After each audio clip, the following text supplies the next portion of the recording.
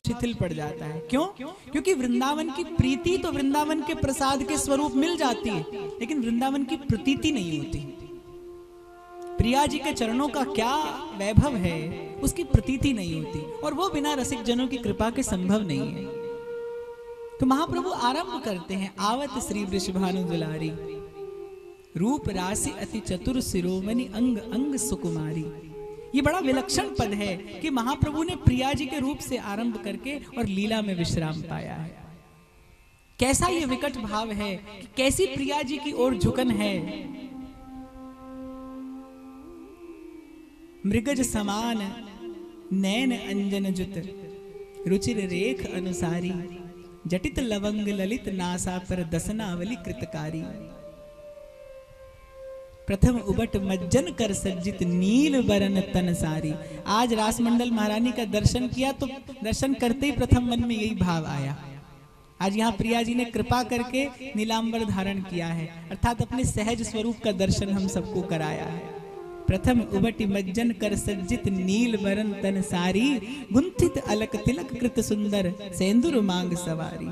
जटित लवंग ललित नासा पर दसनावली कृतकारी।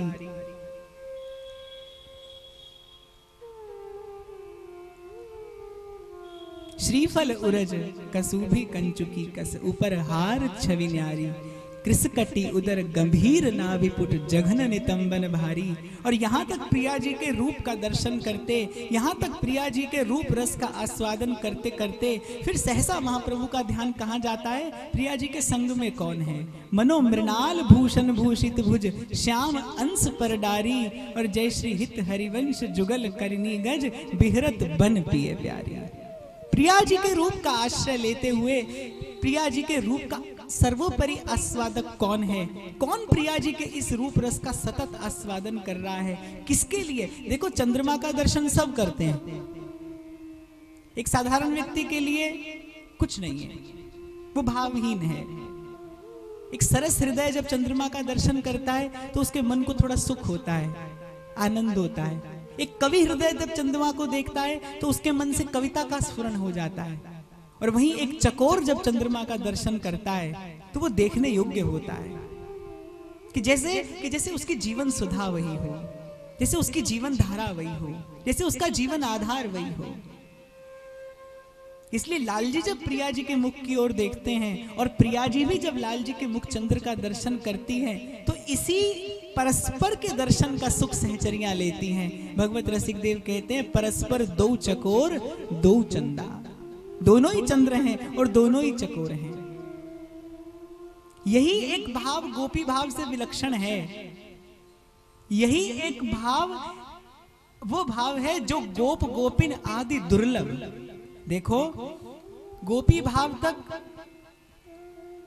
जीव और श्री ठाकुर जी का भेद बना रहता है, अर्थात गोपांगना जीव कोटि में गणित किया है आचार्यों ने। एक जीव और ठाकुर जी जब परस्पर एक दूसरे को देखते हैं तो ठाकुर जी अपनी सामर्थ्य से प्रेम रस का दान करते हैं, जीव अपनी सामर्थ्य से। दोनों के सामर्थ्य में बहुत बड़ा भेद है, लेकिन निभृत निकुंज में जब श्यामा श्याम एक दूसरे का दर्शन करते हैं, श्यामा श्याम जब एक दूसरे के मुख चंद्र का परस्पर अवलोकन करते हैं और एक दूसरे की परस्पर की मुख चंद्र माधुरी का पान करते करते रोम रोम से जो प्रेम उमड़ता है वो असीम होता है, अगाध होता है, अबाध होता है। उसमें परस्पर भेद नहीं होता, क्योंकि दो समतूल रस में दोनों समतूल हैं। रसम राधायाम आभजति किल भावम ब्रजमणौ, रहस्य तद्दस्य स्थितिरपि न साधारण गति। यहाँ रस मूर्ति प्रिया जी और भाव मूर्ति लाल जी। यहाँ एक बात और समझने का है कि प्रिया जी केवल रस मूर्ति नहीं है और लाल जी केवल भाव मूर्ति नहीं है, क्योंकि रस और भाव की स्थिति एक साथ होती है। रस और भाव अलग अलग नहीं रहते, रस और भाव एक साथ रहते हैं। लेकिन प्रिया जी में रस व्यक्त रहता है और भाव अव्यक्त रहता है, और लाल जी में भाव व्यक्त रहता है और रस अव्यक्त रहता है, रस छिपा रहता है। और जब ध्रुवदास जी कहते हैं कि श्याम रंग श्यामा रंगी और श्यामा के रंग श्याम, तब उस समय क्या होता है? उस समय यही घटना घटती है कि प्रिया जी में भाव व्यक्त हो जाता है और लाल जी में रस व्यक्त हो जाता है।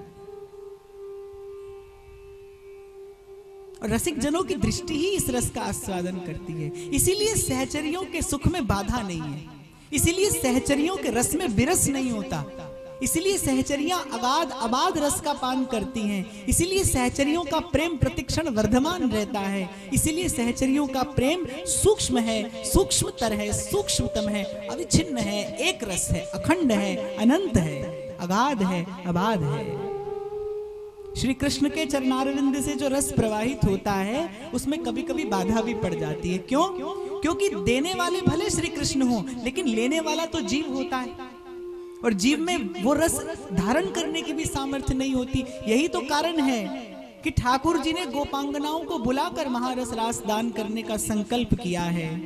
वो रस जो ब्रह्मादिकों की कल्पना से भी परे है और गोपियों को मान हो आता है। चिंतन करने की बात है, क्यों गोपी उस समय मान कर बैठती है?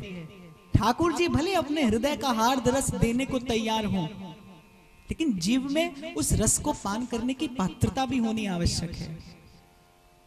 एक बड़ा सुंदर प्रसंग आता है। एक बार किसी ने मुझसे प्रश्न किया कि आप श्री किशोरी जी का इतना उत्कर्ष है कि ब्रह्मादिक मुकुटन सहित जिनको घसत है शीस, और तेई पग जावक रचत श्री वृंदावन ईस। ऐसी ऐसी बात रसिक जनों की वाणी में पढ़ने को मिलती है। फिर ऐसा क्या कारण हो गया था कि जब एक गोपी को लेकर श्री कृष्ण ने सघन निकुंज में प्रवेश किया और किंचित आगे जाने के बाद उस एक गोपी को भी छोड़ दिया और अंतर ध्यान हो गए, और कहा जाता है कि वो गोपी कोई और नहीं स्वयं श्री राधा हैं। तो उस समय श्री कृष्ण ने श्री राधा को क्यों छोड़ दिया? जब इतना अगाध अबाध प्रेम है और आप कहते हैं ब्रज बिहारी और निकुंज बिहारी में कोई भेद भी नहीं है, उस समय भी तो श्री राधा वही श्री राधा है, तो श्री कृष्ण ने क्यों छोड़ दिया? तो वेद पुराण इस बात को कैसे भी प्रस्तुत करें, पर रसिक जनों की दृष्टि तो कुछ और है। श्री कृष्ण ने श्री राधा को नहीं छोड़ा, श्री राधा ने श्री कृष्ण को छोड़ा कि मैं इससे आगे तुम्हारे साथ अकेली नहीं जाऊंगी। इन सब गोपांगनाओं ने मेरी चरण रेणु अपने मस्तक पर धारण की है, और इन सब गोपांगनाओं को मैंने वचन दिया है कि मैं तुम सबके साथ ही आज इस कृष्ण रस का पान करूंगी। मैं अकेले तुम्हारे साथ जाकर उस तुम्हारी अदर सुधा का आस्वादन नहीं करूंगी। यदि लेकर जाना है तो इन सबको लेकर जाना होगा। इसीलिए महाप्रभु कहते हैं, आधाय मूर्धनि यदा पूदार गोप्य काम्यम पदम प्रिय गुणैरपि पिच्छमौले भावोत्सवेन भजताम रस कामधेनुम तम राधिका चरण रेणु मनुस्वरामि। गोपियों को जो रस मिला केवल केवल और केवल वृंदावनेश्वरी की कृपा से मिला। ठाकुर जी तो चले गए, अंतर ध्यान हो गए थे प्रिया जी को लेकर।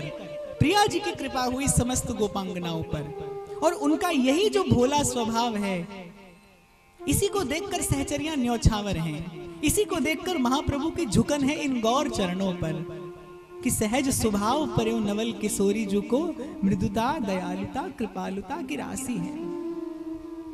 सेवक जी व्यंग करते हैं कि प्रेमी अनन्य भजन न होई, जो अंतर्यामी भजे मन में, और जो भज देखो जसोदा को नंदन सो विश्व दिखाई दियो तन में। माने तुम तो भरोसे के लायक नहीं हो। आज तो हृदय से लगाए बैठे हो, अगले ही पल जाने तुम्हें क्या तुम्हारी भगवत्ता सूझेगी, तुम गोद से उतार कर और जाने कहां चले जाओगे। फिर हम जन्म भर तुम्हें खोजते रहेंगे और कहीं नहीं पाएंगे।